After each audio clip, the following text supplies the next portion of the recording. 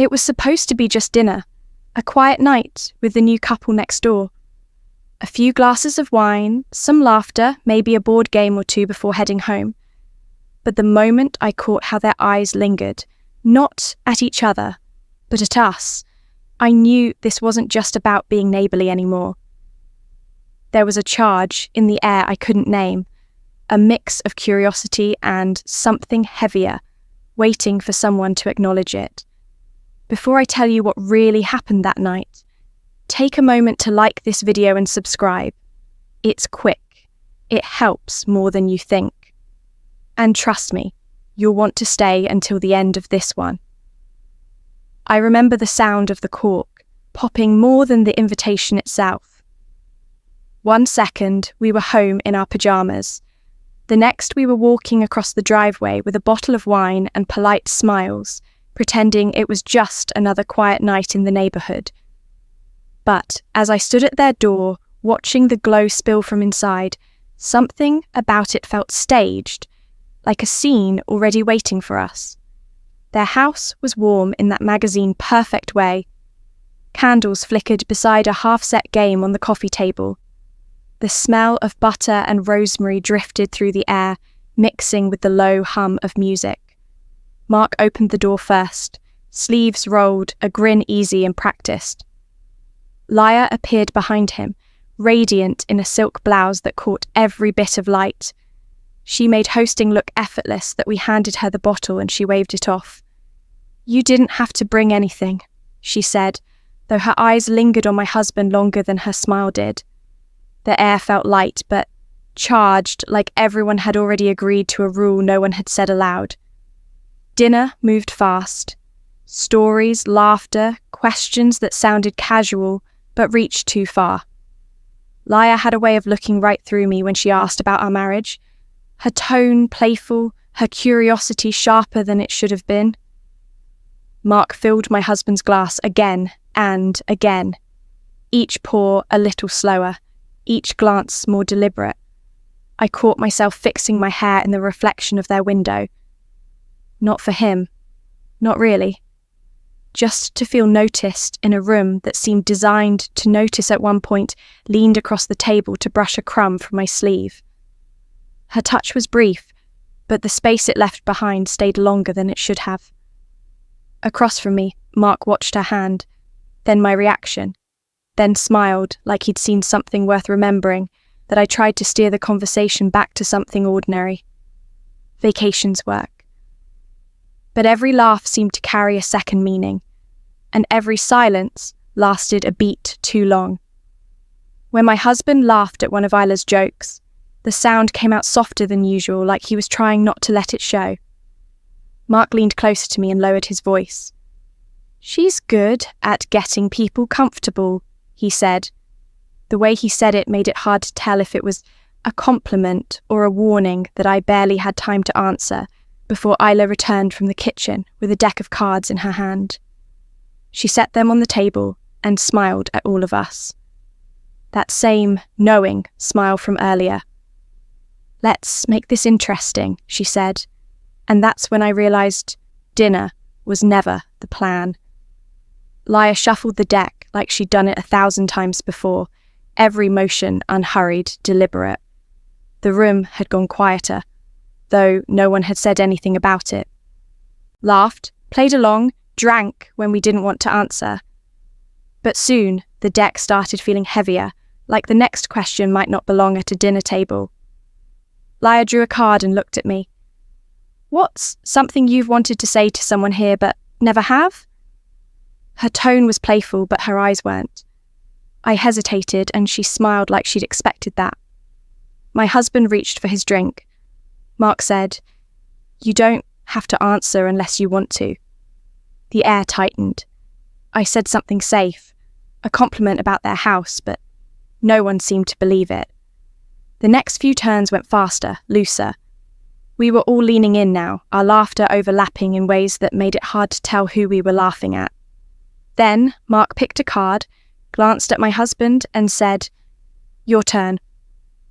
"What's one thing you've never told your wife?" The question hit differently. Even Laia stopped smiling, My husband looked down at his glass, turning it slowly in his hands. He tried to laugh, but it came out thin. "That's easy," he said, though his voice wavered. "She already knows everything." But I could see it, the pause before he said it, the shadow that crossed his face like there was something he wasn't supposed to say. Laia leaned in, elbows on the table, her voice a whisper. "Now, are you sure?" That single question silenced the room. Mark watched him closely as if he'd been waiting for this. The candles flickered and I felt something shift. Small, invisible, irreversible. When my husband finally looked up, his answer wasn't what froze me. It was the way Mark smiled right after he said it. And in that instant, I knew we'd stopped playing a game. For a moment, no one spoke. The air had turned thick enough to feel. Even the music seemed to fade into the walls. My husband's glass was half raised, his eyes fixed on Mark, as if still trying to decide whether that smile meant something or nothing at all. Laia broke the silence first. "Another round," she said too brightly. She gathered the cards with a practice sweep, but her hands moved slower this time. The wine caught the candlelight as she poured, turning it the colour of something almost dangerous. Mark was still watching my husband when he said, "You know, the best part of nights like this is finding out who's braver than they look." The words weren't teasing anymore. They landed between us like a challenge. I took a sip to hide the warmth rising in my chest. My husband laughed, soft, uncertain, and said, "Guess that's not me tonight." Yayla's gaze slid to me. "Maybe it's her then." Her tone was light, but it didn't feel like a joke. My pulse kicked harder. Mark leaned back, smiling faintly, as though they'd agreed on something I hadn't heard. We moved to the living room, pretending it was still casual. More wine, softer lighting, fewer inches between chairs. The fire cracked quietly in the background, and the shadow stretched long across the floor. Every small sound felt amplified, the rustle of fabric, the clink of glass, the way laughter kept trailing off mid-sentence. My husband was talking to Laia, his voice low, almost careful. I was aware of Mark beside me, close enough that I could feel the warmth of him, even without turning my head. He said quietly, "You didn't seem surprised by any of that." I looked at him. By what? The way they looked at each other. He paused, studying my face. Or the way you looked at them. I opened my mouth to reply, but he smiled like he already knew the answer. Across the room, Laia reached out to adjust my husband's collar, fingers lingering longer than necessary. It should have bothered me. Maybe it did, but what I felt instead was something harder to name. Mark noticed. "It's strange, isn't it?" he said, voice low. "How quickly comfort turns into curiosity." I could have stood up then. I didn't. The lights dimmed again. Whether by accident or intention, I couldn't tell. A breath, low and unsure, and set his glass down without looking at me. Across from them, Mark shifted closer. Not suddenly, not forcefully, just enough that I felt the change in the air before I felt his hand. He didn't grab me. He didn't ask. His fingertips landed lightly on my wrist, just where my pulse lived. I didn't pull away. I should have. His hand moved slowly, tracing the line of my arm to my shoulder, where the fabric of my dress had slipped slightly out of place. He paused there just long enough for me to notice, then adjusted it gently, almost like he was fixing it, but he wasn't. He was waiting. My husband still hadn't looked at me. Laia was in his lap now, her legs folded neatly over his, one hand behind his neck, the other resting on his chest like she'd always belonged there. Mark's voice was low. "You okay?" I nodded, but it wasn't a thought, just a reaction. He leaned in until I could feel his breath, not just on my neck, but inside it, curling low in my chest like smoke. His fingers slid down my arm again, slower this time, until they found my hand and pulled it toward him. He didn't kiss me. Not yet. He just held my gaze, his thumb moving in small circles across my palm, like he was testing how far I'd let him go. I didn't stop him. The couch shifted as I leaned toward him, and the sound of it made Leia glance over. She smiled when she saw where we were. Not surprised, not smug, just satisfied, like this was always part of the plan. Mark leaned in, not to whisper, but just to be closer. His hand moved to my back, not low, not possessive, just enough to feel the fabric between us shift. I breathed in sharply and he felt it. He moved with me, not against me. When I turned, he turned. When I hesitated, he waited.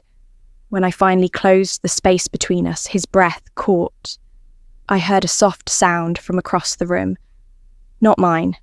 I didn't look, I didn't need to. His mouth never pressed hard against mine. It was slower than that.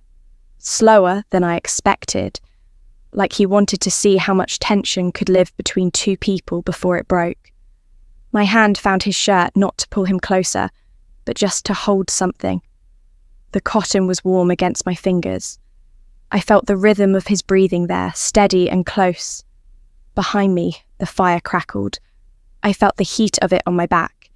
In front of me, Mark's hands were sliding along my sides, slow, patient, never rushing, like he knew exactly how long this had been building. At some point, I stood, or maybe he pulled me up. I don't remember. The room blurred a little, not from wine, but from the pace of everything. The sense that we were moving without walking, falling without tipping. He pressed into me, his hands on my waist, guiding, but never gripping. My back met the wall, or maybe it was the edge of the window. Something cool touched my shoulder as his lips met my neck. Not urgently, but deliberately. I felt fabric move, his jacket, my straps, fingers tracing where clothing had been a second earlier. Still, nothing said. Still, no one interrupted. There was a sound behind us. A sigh, a whisper, maybe my name. I turned slightly and for just a second I caught sight of them. Leia was facing us.